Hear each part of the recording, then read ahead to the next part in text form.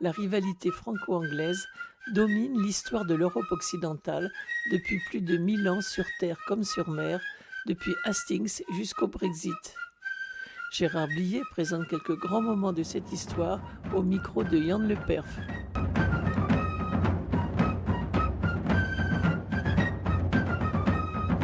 Pour ce 17e épisode, Gérard Blier, vous allez nous parler d'une grande victoire navale française sur les Anglais. C'est assez rare pour pouvoir en parler.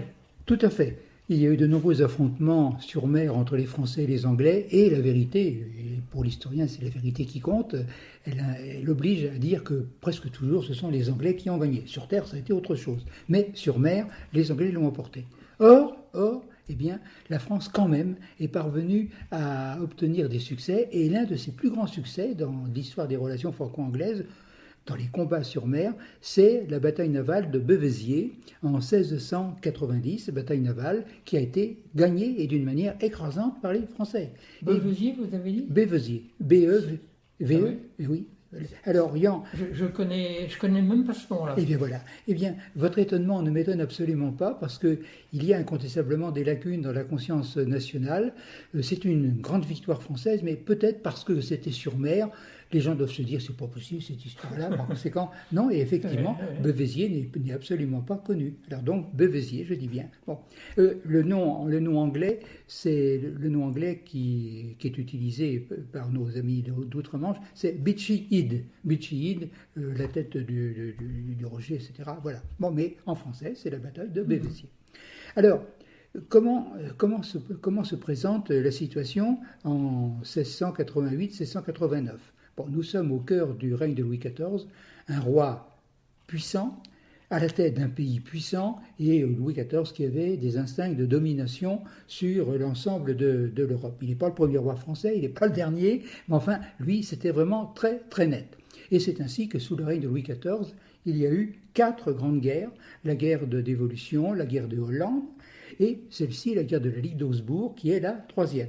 Il y aura après la guerre de succession d'Espagne, la 4e et dernière grande guerre, au temps du règne de Louis XIV.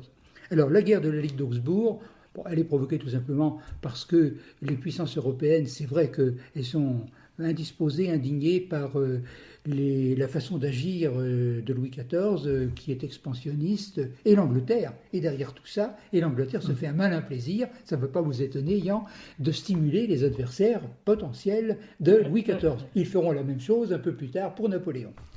Alors, donc, une coalition est formée contre la France, et l'Angleterre fait partie, bien sûr, de cette coalition.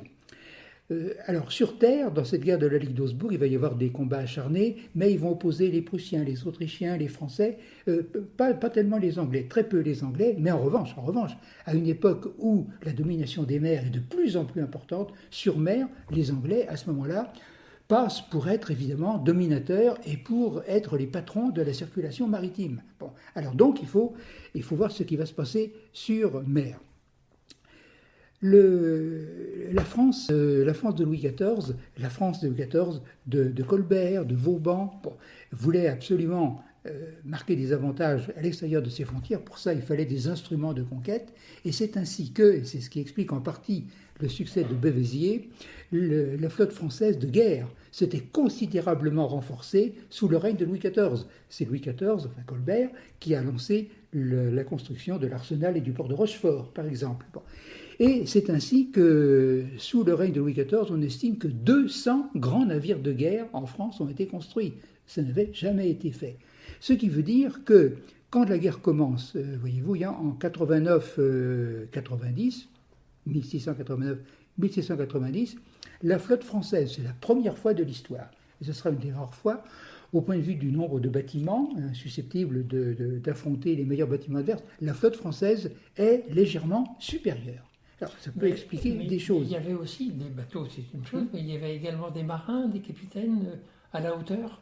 Ah oui, alors naturellement, les bateaux, c'est une chose, mais il faut des équipages, il faut des hommes pour servir les voiles, pour servir les canons, et il faut du commandement. À ce moment-là, on peut noter que des efforts ont été faits du côté français pour améliorer tout ça, mais, et ça vous fait bien de poser la question, parce que c'est un peu une constante de l'histoire, compte tenu du fait que la domination des mers est beaucoup plus importante pour les Anglais, une île, hein, que pour les Français. Ils ont toujours eu, par vocation, par accointance avec le milieu marin, la proximité, ils ont toujours eu un encadrement, au point de vue marine de guerre, plutôt supérieur en qualité à celui qu'avaient les Français. Ça expliquera des désastres comme, on en reparlera bien sûr, comme Trafalgar ou encore Aboukir. Alors donc, la flotte française, elle est incontestablement forte en nombre de navires, elle est tout de même supérieure. Et alors, en juin 90, sur l'ordre de Louis XIV, l'amiral qui commande cette flotte, qui est l'amiral Tourville, eh bien, prend des initiatives. Il n'attend pas, lui, le choc de la flotte anglaise, et il cherche le combat. Avec ces bateaux qui viennent des arsenaux de Toulon, de Brest, de Rochefort, il réunit une flotte qui est tout à fait importante. On la situera dans quelques instants.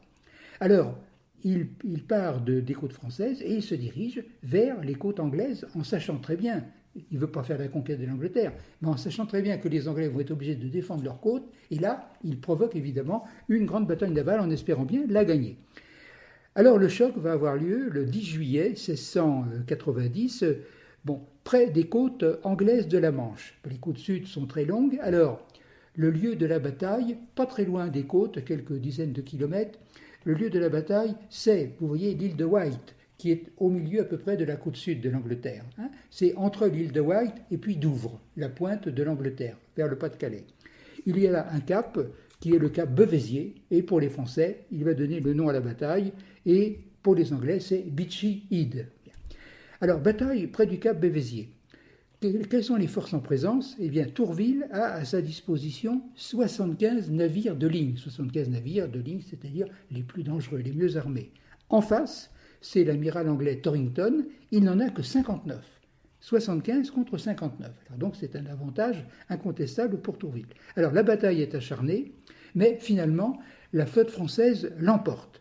Elle l'emporte parce qu'elle est en supériorité numérique et aussi pour deux autres raisons.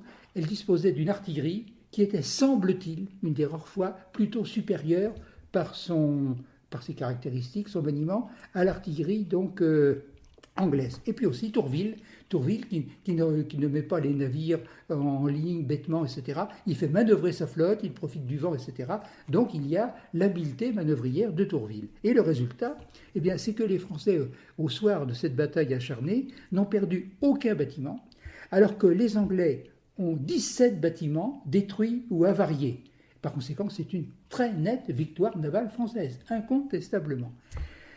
Et c'est une incontestable victoire de la Royale qui inquiète énormément les Anglais. Parce que les Anglais en viennent, comme pour eux, la domination des mers, c'est la meilleure protection de leur île, puisqu'ils n'ont pas beaucoup de forces armées terrestres. Les Anglais, tout simplement, vont mettre en accusation Torrington, leur amiral, en lui disant qu'il s'est laissé manœuvrer anormalement par Tourville. Mais alors, le paradoxe de cela, et ça fait un peu mal au cœur, c'est que Tourville, vous pensez que lui, il va être honoré. Eh bien non, Tourville, il est très peu remercié, très peu honoré, après pourtant cette belle victoire de Bevésier. Que lui reproche-t-on? Eh bien, Louis XIV lui reproche, du moment que Louis XIV reproche, ça règle la question, Louis XIV reproche tout simplement de ne pas avoir suffisamment exploité le succès, de ne pas avoir poursuivi la flotte anglaise battue pour l'écraser encore un petit peu plus. Ce qui fait que c'est vrai, une partie de la flotte anglaise a pu se réfugier dans la Tamise. Peut-on le reprocher à Tourville? Les historiens de la navale, maintenant, sont d'accord, Tourville ne pouvait pas faire mieux, c'était déjà une grande bataille, une grande victoire. Et on va jusqu'au point de retirer à Tourville, pour la suite des opérations, au moins momentanément, son commandement. Il est privé de son commandement. Et ce qui suscite dans sa flotte, mais dans tous les arsenaux, dans la marine française, beaucoup d'indignation de la part de beaucoup d'officiers qui estiment que c'est une façon absolument indigne de traiter un vainqueur incontestable, surtout sur une puissance navale comme l'Angleterre. Alors donc il y a incontestablement un problème là. Mais ce qu'il faut dire, c'est que dans l'histoire, cette bataille de Bevésier, que donc j'ai eu le plaisir de présenter et qui va combler certains vides dans les connaissances peut-être de nos auditeurs, auditrices ou spectateurs, spectatrices, c'est une très belle victoire navale française sur les Anglais, à grande échelle. Il y avait beaucoup de bateaux aux prises. Cette bataille, eh bien, évidemment, c'est un cas très rare dans l'histoire et nous verrons dans la prochaine émission que très vite, les Anglais vont prendre leur revanche. Et quelle revanche!